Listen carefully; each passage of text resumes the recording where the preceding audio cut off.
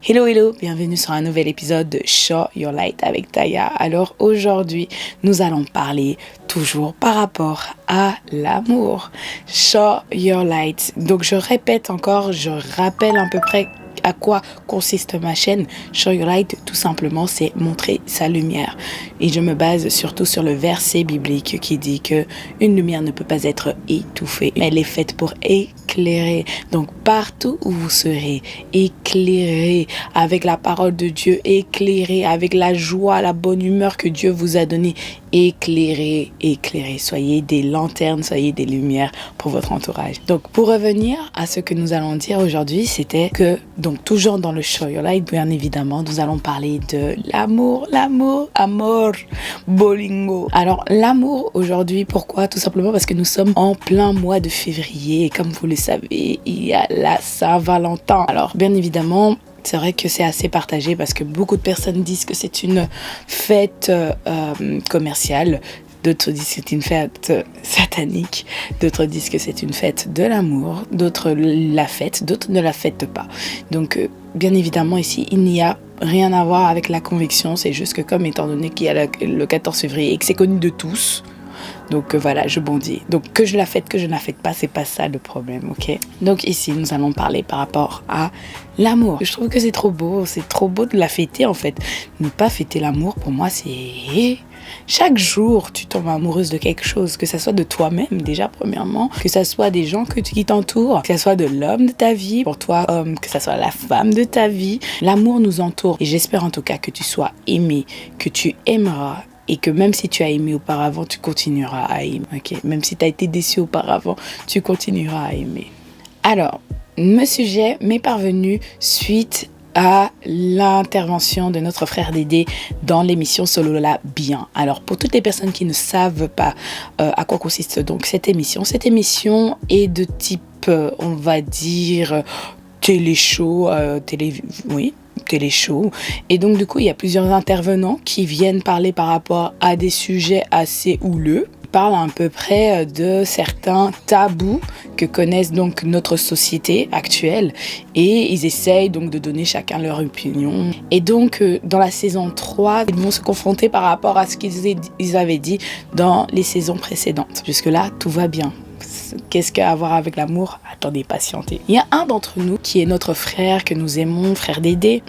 Pour les personnes qui connaissent très bien l'émission, notre frère Dédé a des idées assez carrées. Ok, il est carré dans son contexte. Et ce qui m'a choqué, c'est que j'ai plusieurs personnes que je connais autour de moi qui réagissent aussi comme lui. Donc je me suis dit, oui, d'accord. Moi je pensais qu'il c'était un cas isolé.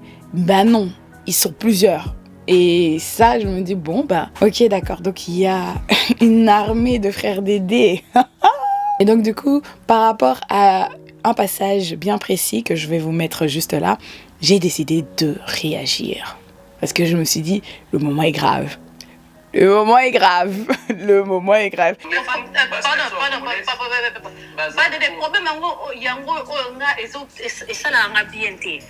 omoni ndenge olobaka ezolakisa ke oza na respect te mpona basi ozolakisa ke baedika yo mpe bien te ozolakisa ke oza ata oyebi kopesa mwasi honneur te makambo wana yana peut-être obali te papa yana peut-être ozokoka te parce que okoki koloba makambo ndenge wana te ovandi no mpe à l'aise ebimi ndenge wana eza yo otambeli mokili nyonso mobimba okoti bamboka nyonso mobimba mpono otala basi baosala makambo minene na koleka mibali basi bakomi kosala makambo ebele na koleka mibali omoni bato baresonaka ekola yo ezali bato baniokolaka bana basi na kata ndako ya libala na pression oyo bino botiaka epa na bana basi. That's the problem. Bolingi basi bolingi bobala me na kata ndako bozoyeba kotraite mwasi te bozoyeba kopesa mwasi valeur te omoni ata soki oyokaki likambo for you to repeat it esalinga mpasi omona ke that's what you think ke basi baza below basi baza beneath you sikoyo na kata pressure bona bino botya na kata bana basi bokoniokola bana basi na kata ndako bana ya bato bokoniokola bango bosala bango basouffrir et puis bona okendeka mpona moketa. Oh my goodness. That whole that he speaks, yeah, it just makes me sad. It makes me really sad. It makes me feel like I try my best to try to understand where he's coming from. Mais namoni aza mutu mo penza na ko raisonner na été parce que le lenge ya pensaka eza too far right. Like it's absolutely horrible. It's disgusting. I think Ferdinand needs to think before he speaks, because I'm sure he has women that he respects. I'm sure, you know, he came from a very lovely mother. He's got sisters, he's got siblings, you know, female siblings. Akanisaka makambu oya zoloba pasetango azo waka basinyo surtout in the same category. Azoloba pe batunaye. Donc just think Ferdinand, man, because you can't be that angry towards women. It's unbelievable. En tout cas. Et donc, par rapport à cet extrait que je viens de vous montrer, je ne dis pas que Frère Dédé est mauvais. Il y a certaines personnes qui voudront de vous en tant que juste femme. Ils auront besoin de vous en tant que juste femme. Et souvent, il y a quelque chose que, autant que femmes et hommes, nous devons apprendre à détruire premièrement, ce sont nos idéaux. Donc nos idéaux dans le sens où on a des idées dans nos têtes, on pense que ce sont les bonnes idées et on les impose aux autres personnes. On n'est pas là pour débattre, on n'est pas là non plus pour changer. Et il y a plusieurs personnes qui sont là, qui rentrent dans des relations amoureuses en ayant ses propres idéaux par rapport à quoi ressemble un couple. Donc c'était pour cela qu'aujourd'hui je voulais qu'on puisse faire par rapport à ça, casser les idéotypes d'un couple. En fait, il a son idéal. Donc, c'est-à-dire que lui, pour lui, une femme, ça doit être ceci, ça doit être cela, ça doit être ceci. C'est bien beau. Mais qu'est-ce que tu fais pour que cette femme puisse être ceci et puisse être cela, ok? Premièrement, tu ne dois pas imposer ton image de ce à quoi ressemble l'homme ou la femme, bien évidemment, si tu es un homme ou une femme, tes idéaux à une personne que tu viens de rencontrer. Non. C'est souvent l'erreur que nous faisons. Tout simplement pourquoi? Parce qu'on a déjà eu, par exemple, on a comme exemple notre papa. On a comme exemple un frère. On a comme exemple un oncle, un cousin. On a un exemple d'homme que nous voudrions que l'homme qui va nous accompagner tout au long de notre vie puisse ressembler. Ou soit un ex. Ça, c'est encore plus difficile. Il y a des personnes qui voudront que vous puissiez ressembler soit à leur passé, soit à leur futur dans leur tête. Mais ils ne voudront pas de vous en tant que personne. Et c'est ça le grand danger. Et toi-même, tu dois savoir pour quelle raison tu veux qu'il y ait une nouvelle personne qui puisse rentrer dans ta vie. Est-ce que tu veux que cette personne puisse ressembler à un ex perdu? Deuxièmement, il y a quelque chose que tu dois savoir aujourd'hui. Je ne sais pas si tu es au courant. Mais tu n'es pas parfait. Personne n'est parfait. Personne ne vient ici sur Terre en sachant tout. Tu es aussi tombé auparavant.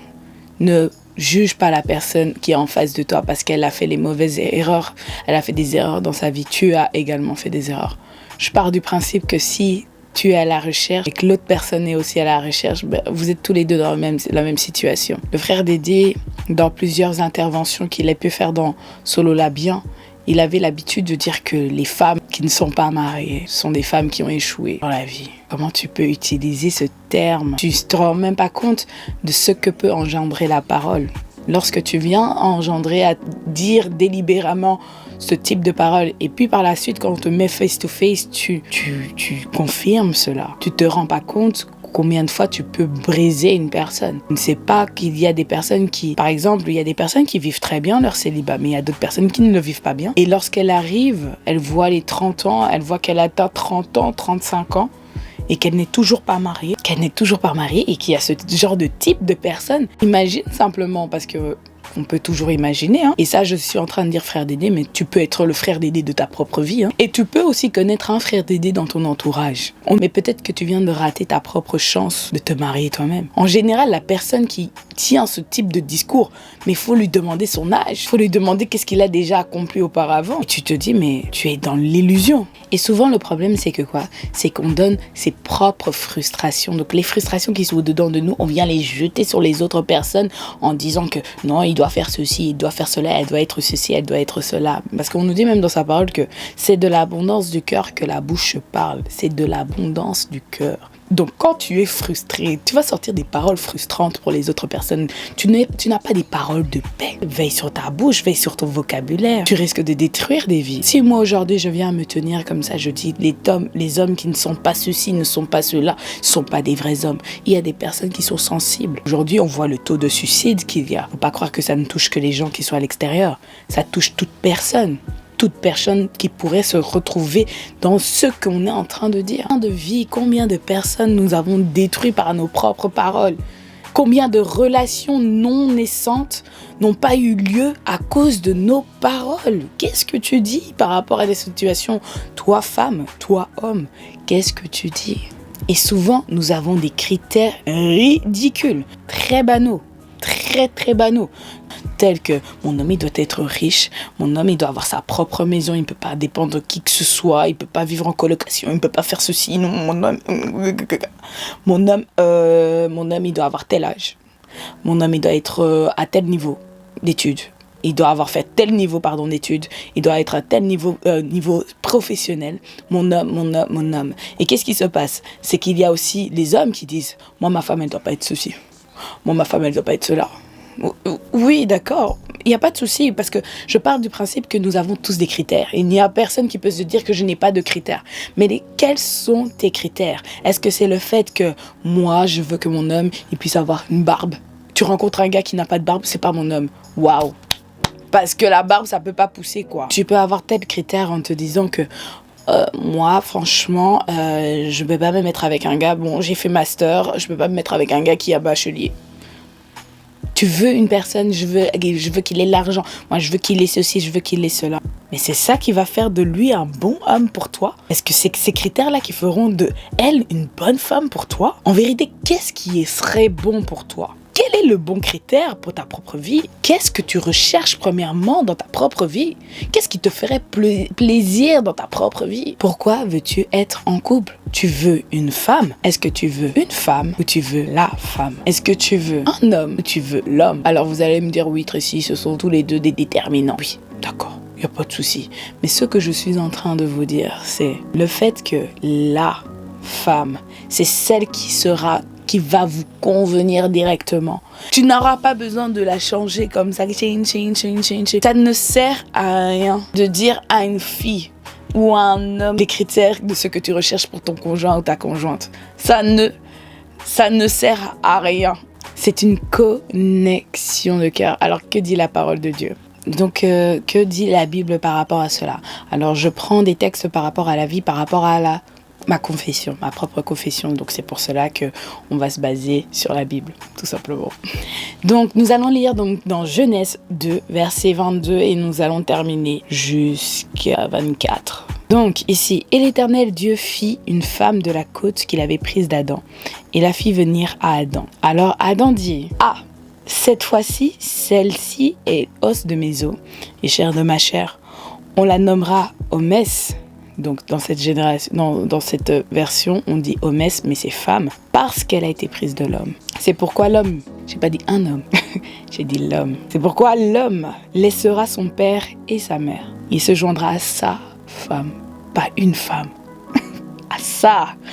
Montons son matassa, mettez votre leur, nos voleurs. Voilà, son père et sa mère, il se joindra à sa femme, et ils seront une même chair. Vous voyez la parole de Dieu? Quand elle est claire, claire, mais d'une de ces manières, il n'y a pas possibilité d'aller à gauche ou à droite. Tu vas tout droit. Ici, je tenais à dire que lorsque l'homme va rencontrer sa femme, il va savoir que ça sera sa femme. Il n'a pas dit à Ève, soit fait comme ci, soit fait comme ça. Une femme savait... il a choisi celle-ci, il a dit celle-ci, voici l'os de mes os, la chair de ma chair. C'est-à-dire qu'il n'avait pas vu, il a vu des gens. Il a dit cette fois-ci.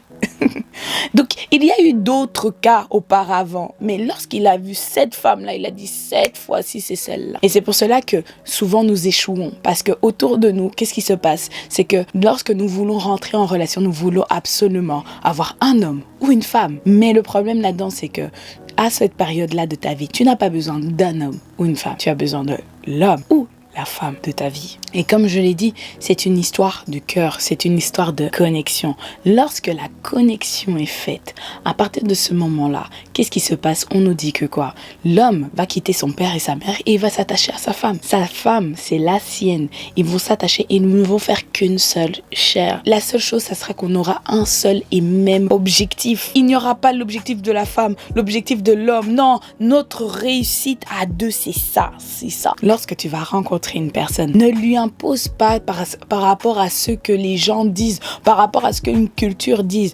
Non, tu ne vas pas lui imposer quoi que ce soit. Cette personne-là sera cette personne-là que tu aimeras de tout ton cœur, que tu seras prêt à détacher toutes tes anciennes pensées, ton père et ta mère. Ce n'est pas des mauvaises personnes, mais c'est juste que c'est des personnes qui étaient là pendant un temps dans ta vie, mais là tu seras prêt à rentrer enfin dans ta propre saison. Il n'est jamais trop tard, que personne ne te dise que tu es trop vieille pour ceci.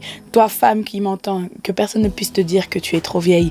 Ou toi, homme, que personne ne peut te dire que tu es trop vieux. Cependant, essaye d'enlever tous ces critères arriérés, ces critères qui vont pas t'amener trop loin. Essaye de demander à Dieu de te donner assez de force pour pouvoir enlever tout ce qui était ancien et établir tout ce qui sera nouveau. C'est pour cela qu'il nous dit toujours, voici toutes choses sont anciennes. Voici, toutes choses sont devenues nouvelles. Lorsque tu es en Christ, tu es une nouvelle personne. Tu n'es plus comme les autres personnes.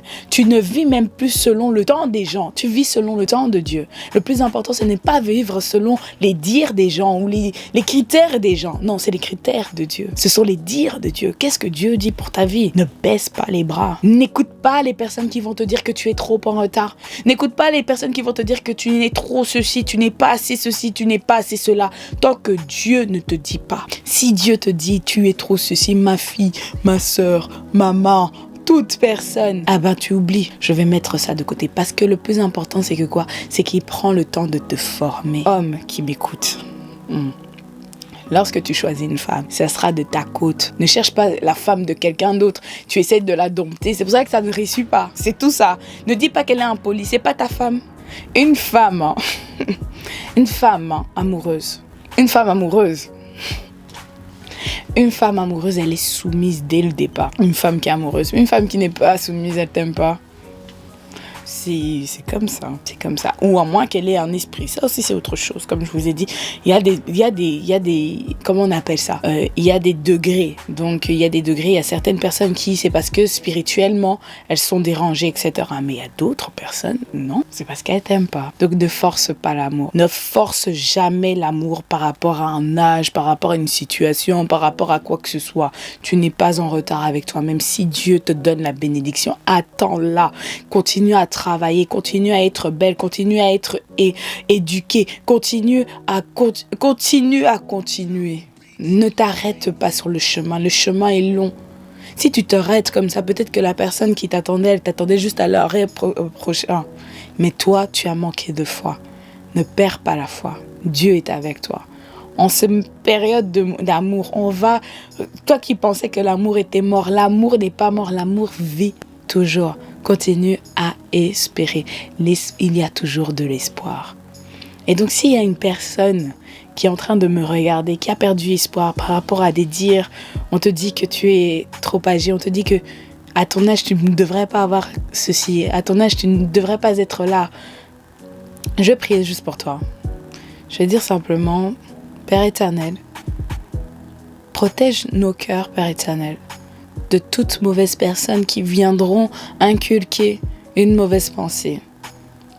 Que toute mauvaise pensée au-dedans de notre cœur puisse être déracinée dans le nom tout-puissant de Jésus.